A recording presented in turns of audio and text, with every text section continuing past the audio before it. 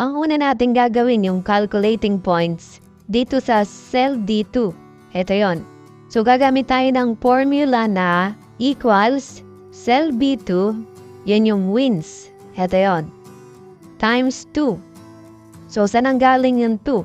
So, assuming na you give 2 points sa bawat panalo at 1 point sa bawat talo. So, pwede mo namang i-adjust yan according to your scoring system. Then, plus C2. So, ito yung C2, yung losses.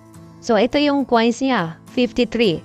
So, dito naman tayo sa ranking teams, dito sa cell E2. Ito yon. So, ito yung gagamitin nating formula.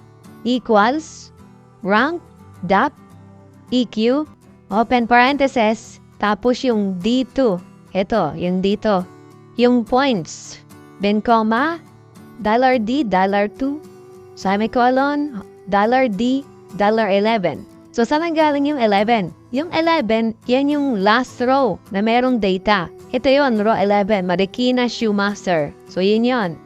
Etong 0 na ito sa formula, yan yung nag-specify nung descending order. So, yung team na may pinakamataas na points will get rank 1.